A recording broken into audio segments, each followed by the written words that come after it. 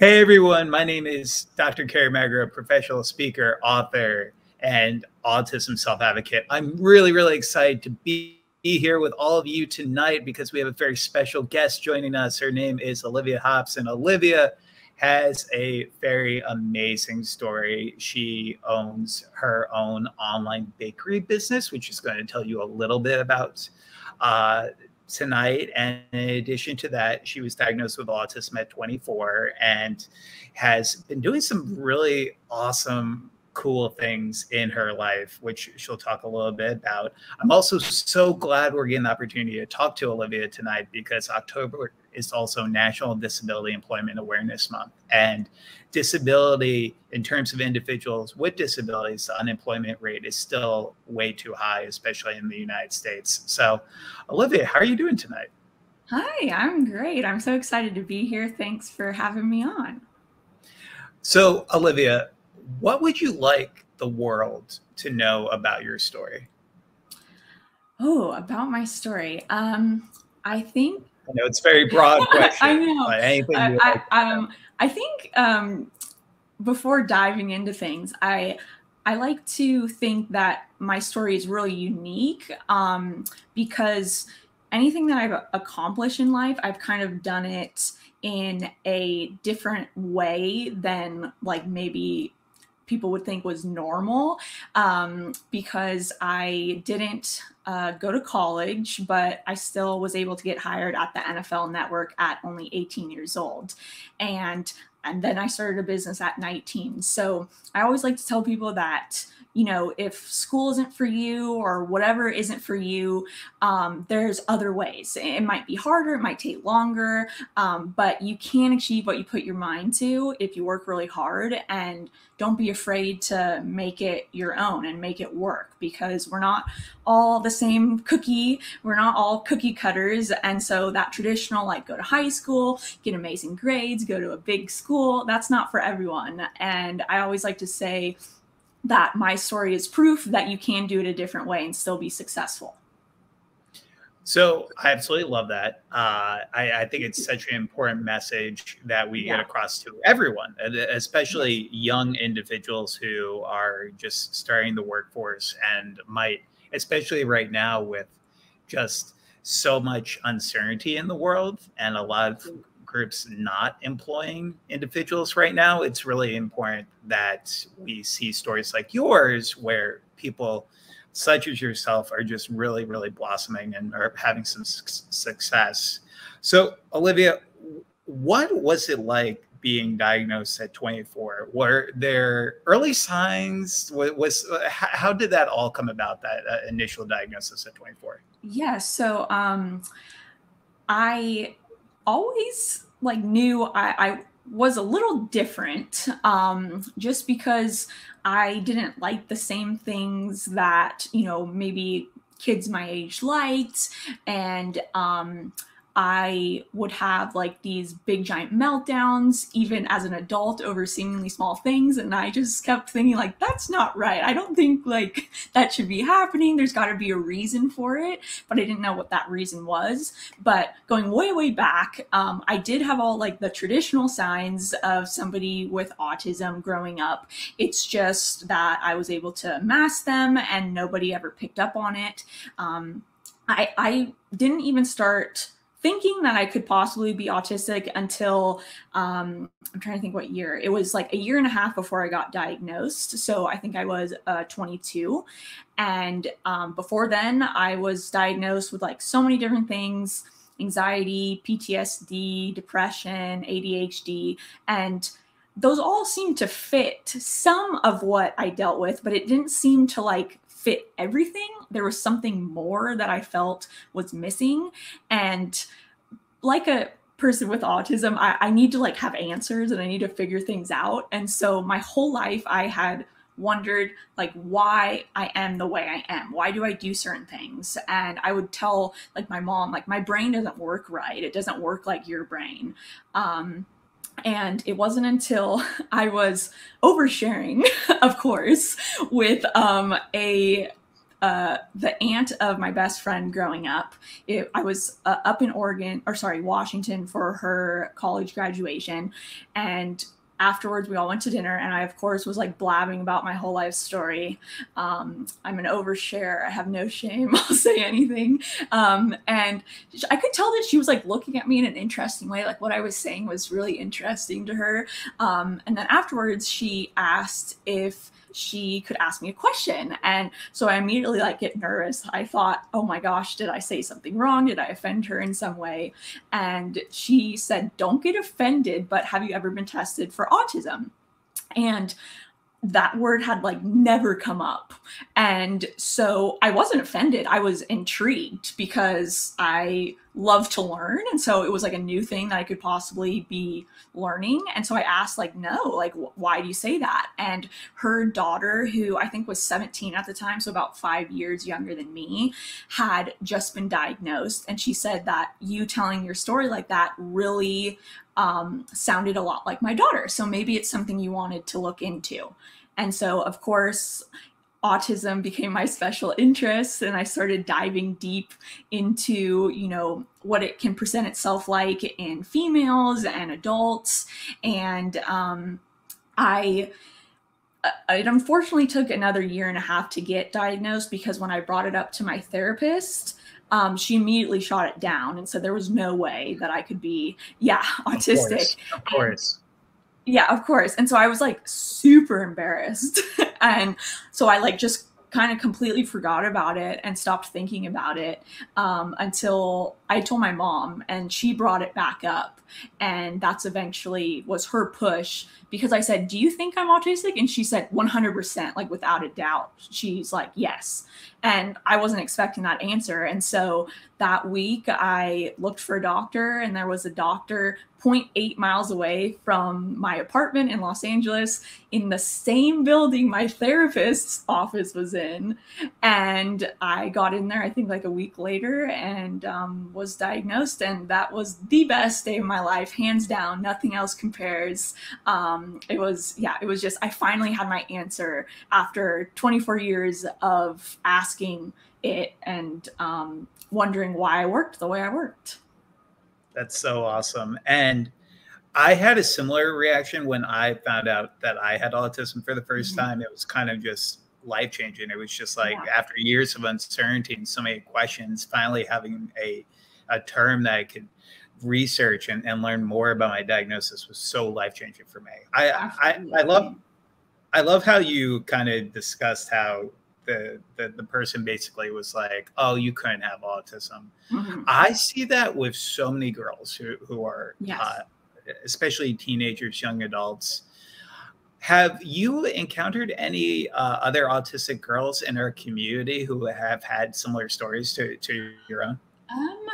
I haven't like in person, but a lot of people have reached out and said similar things online, like on YouTube or my Instagram account. So many people have similar stories where, you know, they always flew under the radar and they never thought about it. And then somehow the word autism got introduced, and they were able to like basically self-diagnose themselves because they, you know, maybe they went to the doctor and they said there's no way, like what happened to me, or they couldn't find a good doctor in their area. And so I feel like really blessed that I was able to find somebody that specialized in autism in both women or females and adults. But so yeah, no, my story unfortunately is not uncommon. And I've had people on my YouTube tell me that they got diagnosed in their 60s, 70s, 80s, which is just crazy, because it just bugs me. And because it's not fair, you know. I always tell people, like, if I had known earlier in life, my life would be so much drastically different now, because I could have, you know, had the tools and understanding of like how my brain worked, and I wouldn't have had to go through all the like torturous moments because I didn't know I was autistic.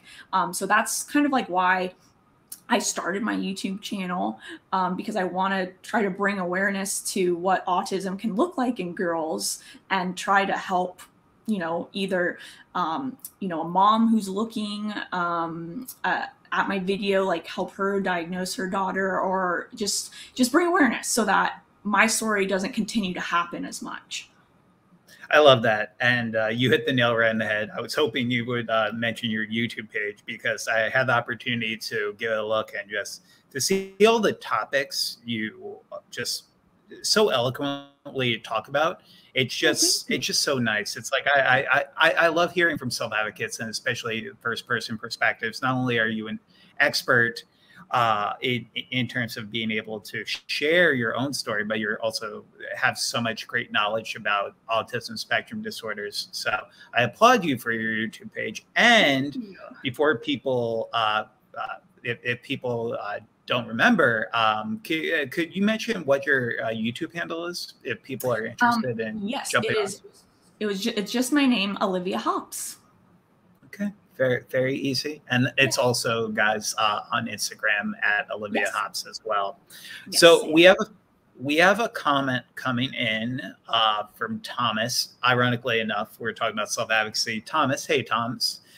Thomas is also a self-advocate. We've had the opportunity to highlight him as part of this video series. And he just wanted to let us know he's from Pennsylvania. It's so nice to have you with us tonight, Thomas. Thanks for tuning in, Thomas. Again, everyone, my name is Kerry Magro.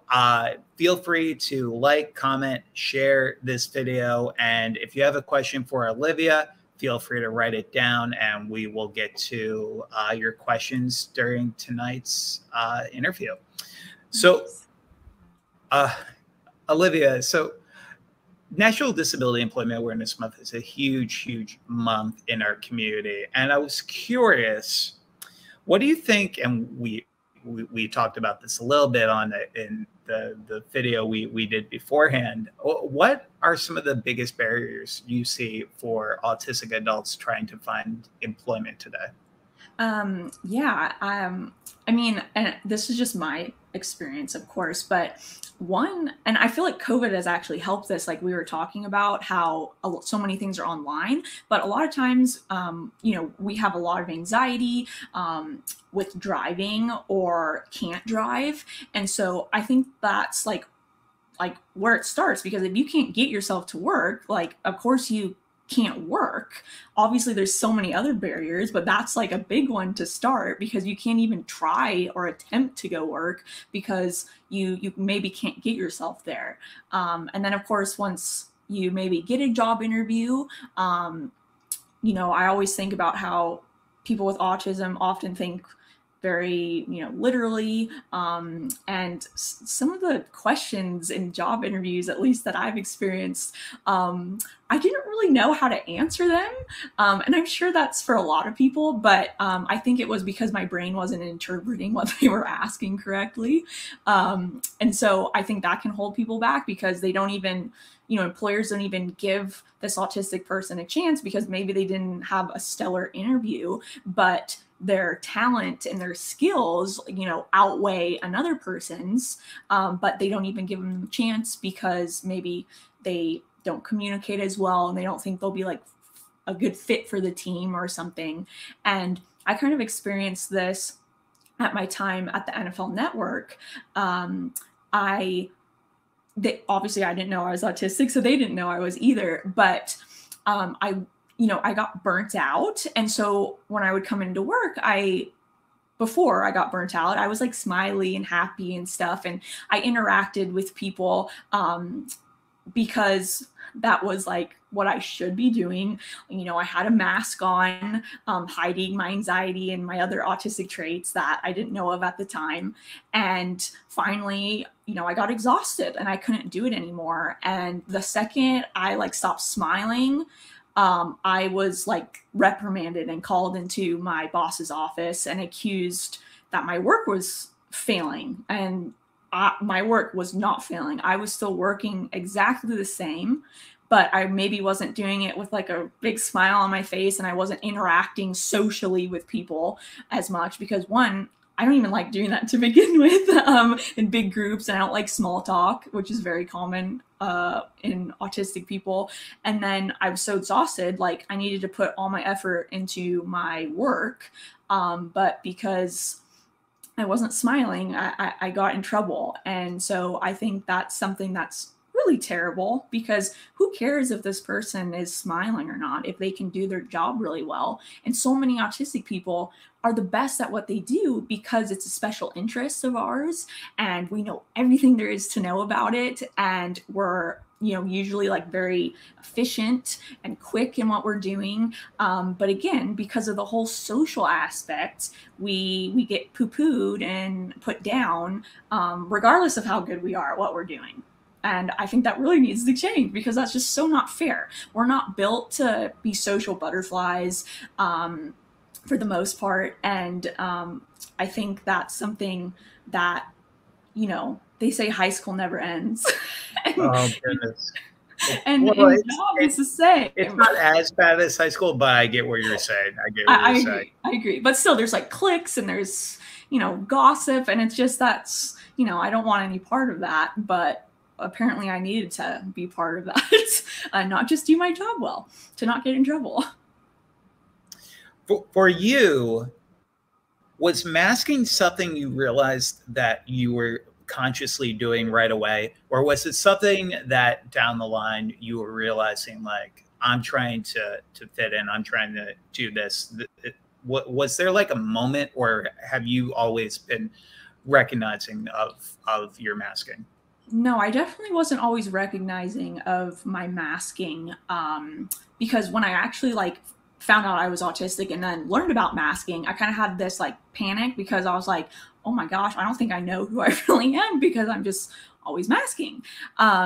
So no, I wasn't always aware, but my mom actually is the one that more picked up on it. Whenever I'd have a social event, I'd be so exhausted afterwards, to where I needed like days to recover from it and couldn't really do anything. And my mom would say, it's like, because you're like really like putting on an act, because I interacted differently with my parents than with anybody else. So she's the one that picked on it up most. I never really picked up on it until I learned I was autistic and learned what masking was. And then I was like, wow, I really do that a lot. Who am I really? Got it. Got it. That makes total sense to me. So yeah, and the NFL Network, it's so incredible to just, I'm a big sport guy, so I am absolutely obsessed with the NFL. I'm obsessed with the NBA. There's been a lot of talk about the impact that sports could have on people with disabilities, not only from just it being very therapeutic, but just overall, I feel like a lot of people in our community have had some significant benefits from a social perspective as well. Growing up, did you play any sports, and did that kind of lead to wanting to join the NFL Network? Yes, so I did play sports growing up. I played soccer as a younger girl. I played tennis because I come from a tennis family. And I danced as well. I loved tap dancing, and I still love tap dancing. It's great exercise now. And then I also played football, and I first played flag football, and then I ended up playing 2 years of high school football, to my mom's dismay. But it was good, because it forced me to get out kind of my shell, because I was so shy, and, you know, make friends and interact with people. I like to say, for me anyways, there was a negative effect in the fact that it made me so anxious, like the lead up to getting to the practice or the game or whatever. But then once I was there with my friends, I could kind of, you know, more be myself and have fun. So I definitely think could be a really big benefit from like you said, the not just like the therapeutic aspect, but like mental too, because you know, if you're playing a team sport, you have to learn how to get along with people and work together, which I'm infamously known not to be the best at. I prefer to be alone. But yeah, and it's like, those are like core memories I have from those experiences. Some of the best memories are from those times. So, you know, I think any kid who plays a sport, you know, it's, those memories stick with them forever. And so I think it's very important. Absolutely. And just for everyone at home, who are your teams? Who are your major sport teams? So the Padres are my baseball team. I'm from San Diego. That thus puts me in dilemma with the football team because it was the San Diego Chargers until they moved and ditched my nice city for the terrible city of Los Angeles. And so now I kind of don't have a football team, and it's tough. It's tough because I don't know who to root for. I just kind of enjoy no, not the Rams. My backup team is the Steelers because my mom's side of the family is from there, and I really like Ben Roethlisberger. So, you know, even way back when I started watching football, the Steelers were, you know, my fallback team when the Chargers would inevitably choke. Yes, I enjoy rooting for them. But I unfortunately just don't have a team that I'm really super passionate about, which has caused me like some depression almost, because I feel like, you know, that they were my special interest and they got like ripped away from me. Thankfully I've gotten into baseball and become a Padres fan. So now I feel like I have like a home team, you know, sporting team that I root for again. Good. So Olivia, I love asking this question to people who join us. And the question is, what was one thing, if you just had to pick one thing that helped you most growing up, what do you think you would say? It could be a person as well. Yeah, it's a tough one. I think I would say it was actually, I don't know if this counts, but it was like my perseverance through things. Because if I didn't have like a strong self-drive, like I'm very like self-driven, and I think that's the thing that helped me the most was being self-driven, because if I wasn't self-driven, and I'm also very competitive, so it was almost kind of more like a competitive thing too, like, can I achieve what I want to achieve? Because if I didn't have that, I think I easily could have just like slipped through the cracks and achieved nothing, because everything that I did was so hard in the sense of, you know, socially and emotionally. And I just had so much anxiety that if I wasn't self-driven, I would have let those things get the best of me and never tried to do anything and just stayed in a bubble. So yeah, that is my answer. My self-drivenness would definitely be the thing I think that helped me most, because it got me to where I am today. That's awesome.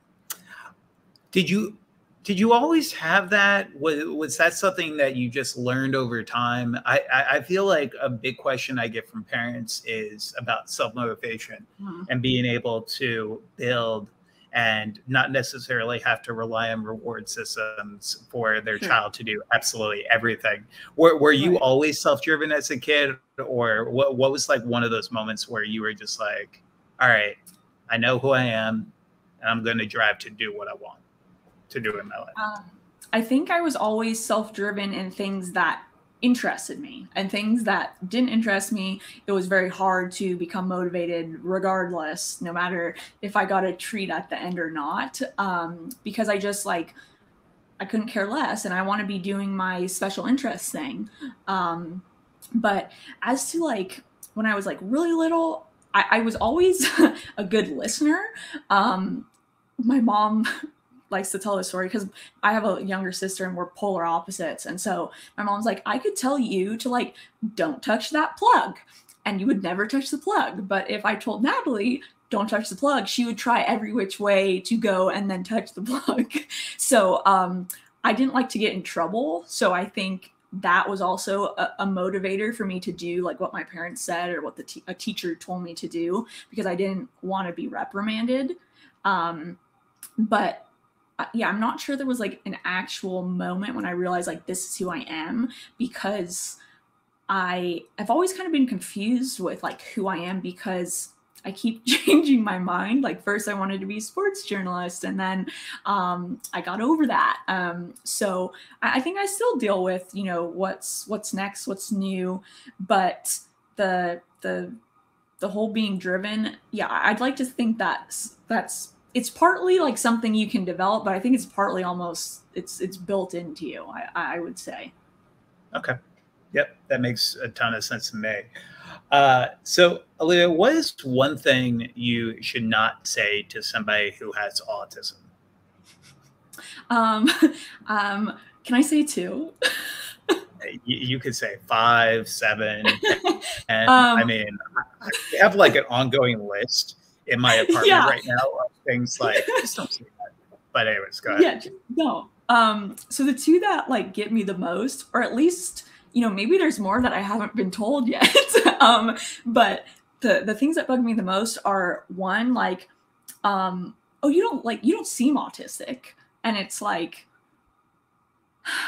I know they're trying to compliment me, because I'm just super good at acting and masking, but it's just kind of like offensive because it's like they're saying like oh, like oh, your autism isn't that bad because you don't seem like you're autistic. And it's like you know me for the person that I am purposely presenting to you. You don't know the true me and what I deal with.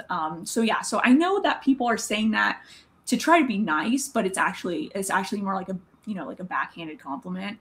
And then the other one is oh, like, well, everybody's a little autistic, or like everybody's on the spectrum somewhere.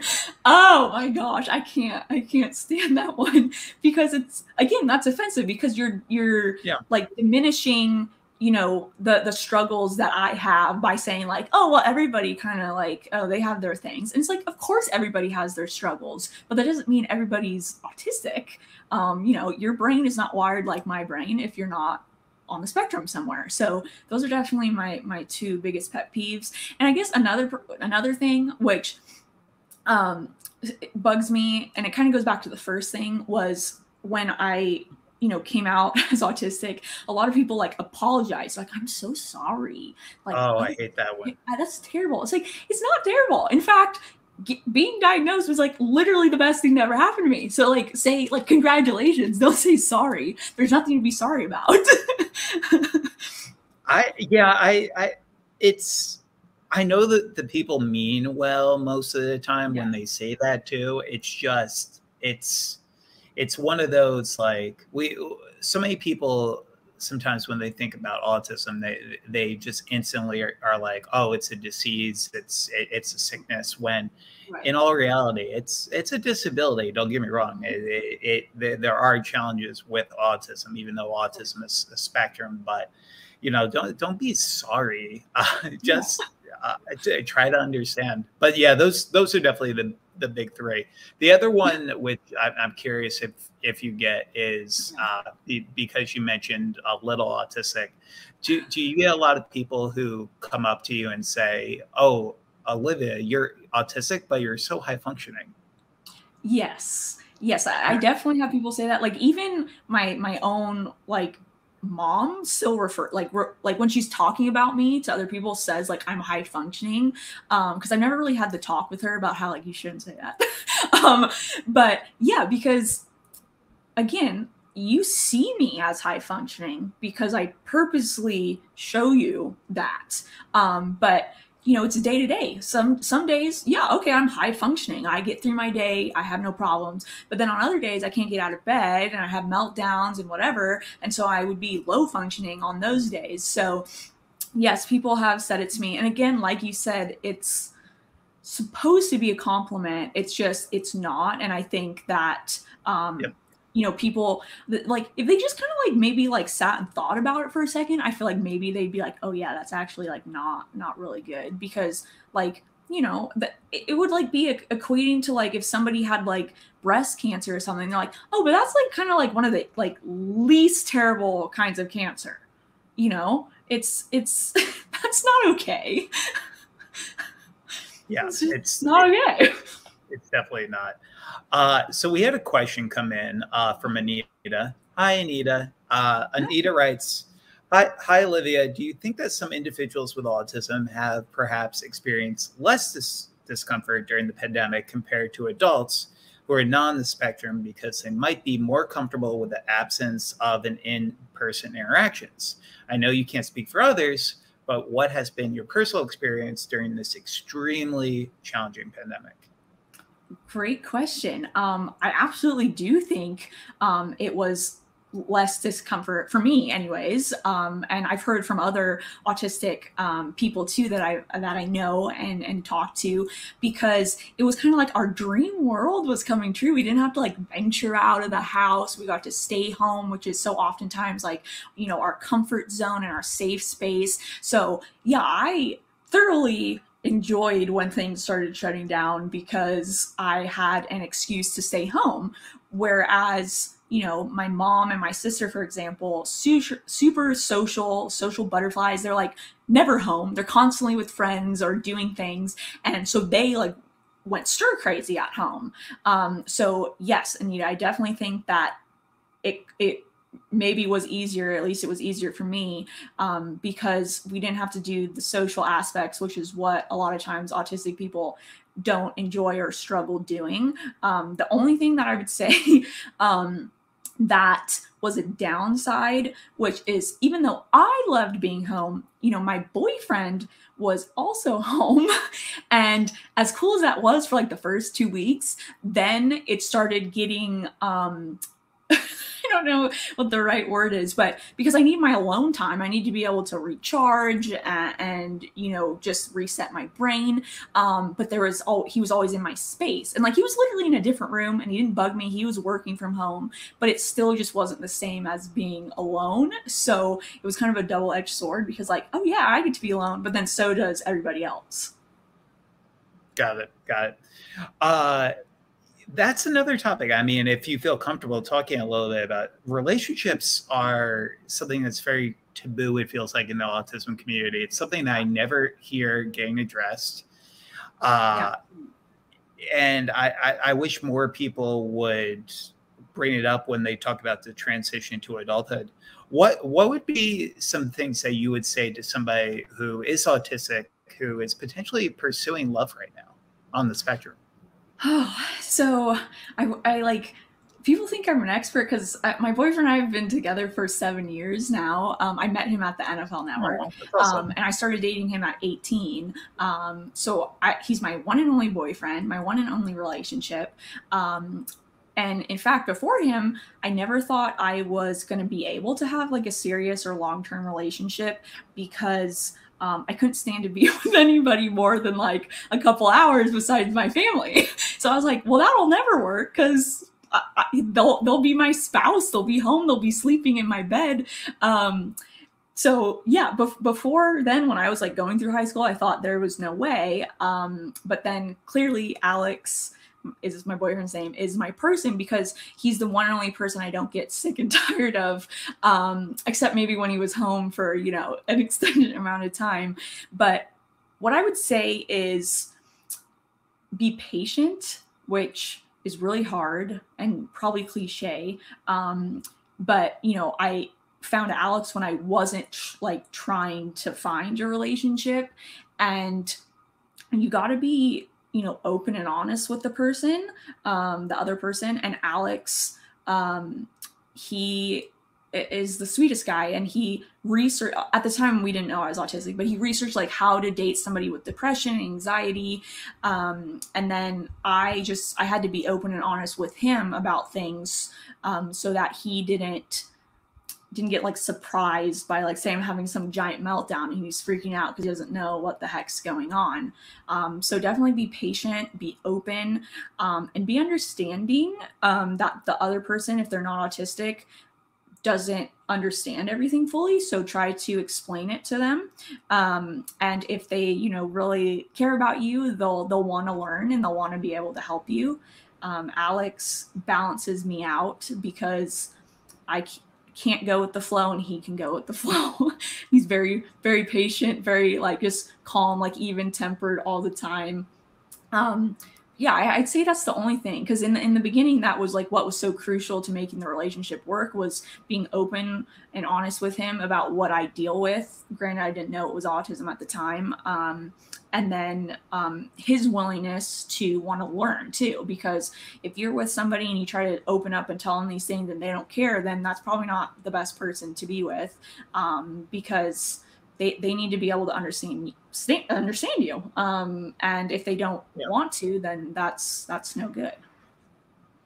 So we had a question come in. It is from Emma. Hey, Emma, thank you so much for joining us. Emma has, she's from the UK in the West Midlands. She has 5 children, of which her 2 eldest are officially diagnosed with autism and or ADHD. My youngest son, age 7, is on the pathway to diagnosis. I have 2 children in the middle. My daughter Alexa is 10 years old, and I have no idea how to go about getting an assessment because I've heard it's so much harder for girls to be diagnosed, which scares me because it took almost 7 years for my son to get a diagnosis. Oh wow, that's intense. As as all the professionals, and it goes on. Emma, I appreciate your question. Just to summarize, Olivia, so in terms of, and we kind of talked a little bit about this already, in terms of a late diagnosis for girls, when you initially got that, like that diagnosis, was there like a long period of like trial and error to find that diagnosis, or was it like you were able to get in with somebody right away to actually go about the process? You already talked a little bit about this, but for Emma. So like, hi Emma, thanks for reaching out. For me, again, I mentioned I was very blessed because I was able to find somebody in my area and get into them like that week. And so in that sense, it's like, yeah, from the time I really sought a diagnosis, I was diagnosed within, like 14 days. But if you go back to when I first started thinking I may be autistic, that was, 18 months earlier. And there was some trial and error because I brought it up to my therapist and she shot me down immediately. And then I also, a really super good friend of mine, and he was my mentor. He's a journalist and just really cool guy. And I didn't know this at first, but he told me that he's actually a licensed therapist as well, because newspapers, are diminishing. So he went back to school as like a backup plan if he ever got laid off from writing. And so I very much trust him. I've known him for like almost 10 years. And so back, those 18 months prior to being diagnosed, I also brought it up to him to get his feedback, because with my doctor, I didn't like, I didn't feel comfortable like pushing back. And even in therapy, I think I kind of had somewhat of a mask on. But with my friend Todd, I, wasn't afraid to like question his like immediate no, because he also said immediately no. And I think for women, you have to be such strong advocates for yourself, and you really need to like come prepared with like notes that you've researched and studied, because at the end of the day, you know yourself or your child best, and you have to be the advocate for them so much time than girls, because we'll hide like our traits and nobody can see it. So partially it's, a doctor can be to blame because they shoot it down or they're not educated properly. But then partially it's, it's not always their fault because we're not showing our traits. So I think that, really having a list and like having examples of things would be super beneficial, because it's things that the doctor may not see.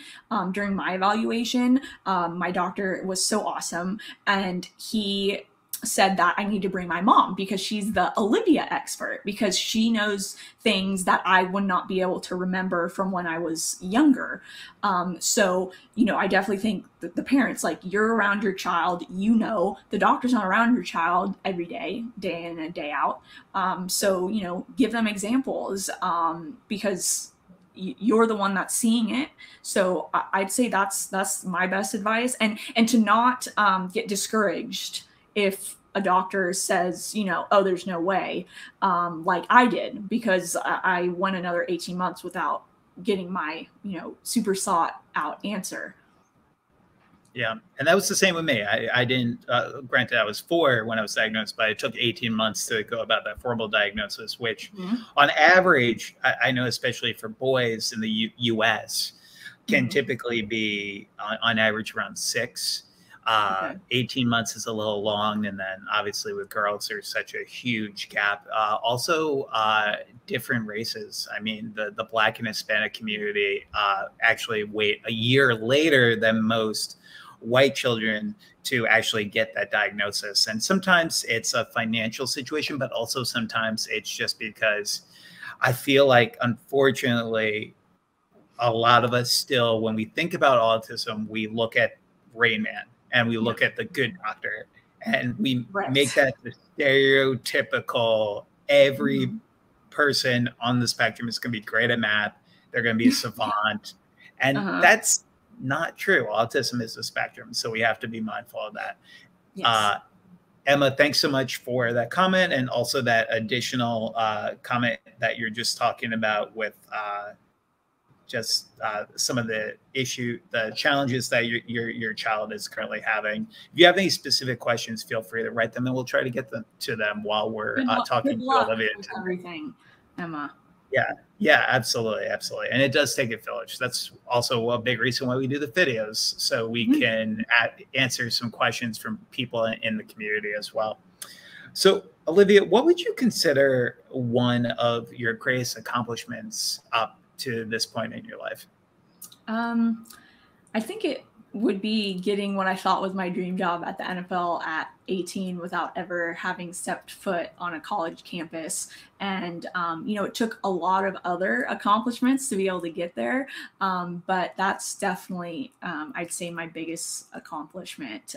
Even though it didn't work out there and I ended up not liking the job, just to be able to say that I did it and I achieved my goal, it is awesome. I love that. I absolutely love that. Again, as a big NFL guy, I love it twice as much. And what would you consider just one of your greatest challenges as well? That's typically the question I throw out there, one of your greatest challenges. And then up to this point, what was one of your greatest successes? So what would you consider one of your greatest challenges growing up? Mine, for example, was being non-speaking for the first few years of my life. Okay. Yeah, I've never really thought about it. I think the easy answer would be just my anxiety, because it's so strong, and it's so debilitating a lot of the times. But I'd also possibly say my senses, being a highly sensitive person, that messed with me a lot. I couldn't be in large social settings growing up because my ears were too sensitive. My family and I were lucky enough to be able to travel to Italy a lot, because my dad had a business over there when I was younger, and still today. But when I was younger, smoking was much more prevalent there. It's still very prevalent, unlike here in the US, but it was everywhere smoked, inside restaurants, in the rental cars. And I couldn't stand that smell, and it would make me sick and make me have meltdowns. So I think that was pretty debilitating and challenging. And my poor parents, I would make them go try to get a different rental car that didn't smell of smoke. So I'm sure that's what they'd say is my biggest challenge as well. Goodness. Very good answer. I like that answer. So Olivia, in terms of what you have in store for yourself in the future, what are some of your goals going in? Obviously, you have an online bakery business. What are some of your goals for yourself in the future, either short or long term? So I think with the business wise, my goal would be to be able to grow it to where I can actually hire people, and I'd love for it to be maybe somehow where I hire autistic adults, because the work is very pattern wise, and so it's easy for us. We can get really focused in. So I'd love to do that. That would be amazing. Personal goals, I would really like to publish a book. Both, I'm writing one about my autism. And then also I really love to write fiction. So that would be, yeah, a giant dream, would to be able to publish a book. I do have I did get a cookbook published, which was awesome, but Wow. Well, what's the name of the cookbook? It's called The Edible Cookie Dough Cookbook, and you can get it on Amazon. If you just Google it, you can get it like maybe at Target, Walmart. And so that was, another huge accomplishment for me, because I always wanted to be, an author, a writer. So yeah, I think that would be like my biggest thing, is I have so many stories on my computer that I'd love to maybe get out there for the world to read one day. I love that. We've talked about it offline, but if you need any help, we've written several books. Amazing. Back in me. I don't even know what it's like. Not a shameless plug. It's just like I'm looking at myself while we're doing this, and I'm like, they're right there. Got it. They're there. Okay. I know. And then you're such a motivation for me to do that. And yeah, I will totally take advantage and pick your brain sometime if you allow me. Absolutely. Would be more than happy to. Thank you. So Olivia, we've had some great questions that came in, and I guess just in terms of your goals, is there anything else you would like for the world to know about you and your story? I'm not sure. I think I'm always so big about the whole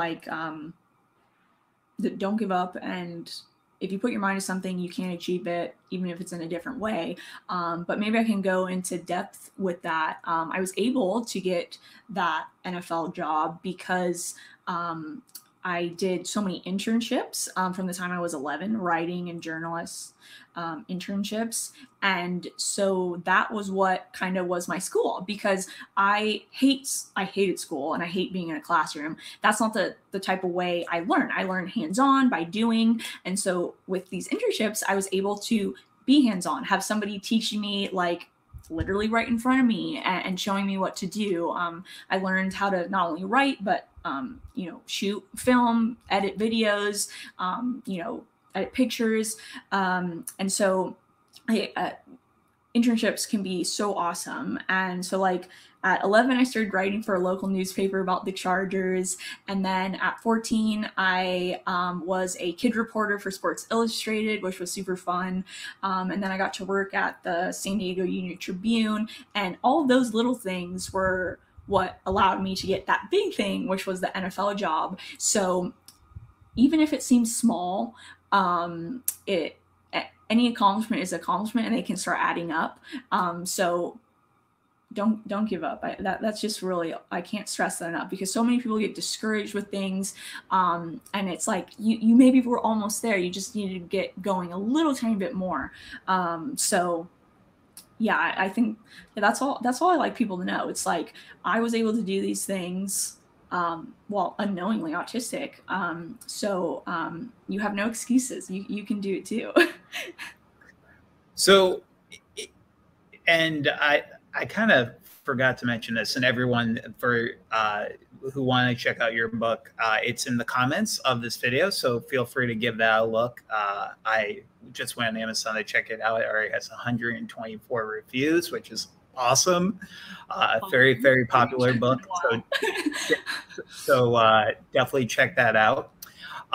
Olivia, so Black Friday will be coming up very shortly. Mm-hmm. And you have your store. Is there any fun, exciting things that are coming up on your website? Yes, on my website, which I sell edible cookie dough, and for the holidays, I always have holiday flavors, holiday gifts, and Black Friday, I have a big giant sale. I super encourage anybody, if they want to try it, to order during the Black Friday sale, because it's the biggest discount you can get all year. And it's a fun nostalgic gift, a great stocking stuffer. But yeah, it's fun with all the Christmas flavors. There's candy cane, there's gingerbread. Right now we have pumpkin cheesecake for Thanksgiving and fall. So yeah, definitely check out the Black Friday sales. Absolutely. Shameless plug on my end for you. Thank you. Of course, I got you. In terms of, I know there's like a lot of dietary restrictions. Are there options for people who might be gluten free and et cetera and so forth? So, yes, there isn't an option that I make because my facility that I use Got it. Got it. processes Okay. gluten and nuts and stuff. But going back to the cookbook, there's recipes in there that are gluten free Nice. or vegan, and you can make almost all of the recipes in there. There's 75 recipes, 55 are like actual flavor recipes, and then the other 20 are like things you can make with cookie dough. So like a cake with cookie dough as the frosting, or a cookie dough pie or something like that. But the cool thing about cookie dough is it's super versatile. You can like use it for anything. Filling, on top of ice cream, make your own cookie dough ice cream. Really easy to make. You don't have to be a skilled baker. Quick to make too. And you can play around with the recipes in that book. Sub if you need to be sugar free. Sub the sugar out. Gluten free, sub the gluten-free flour, because you don't have to bake it, so the science doesn't matter.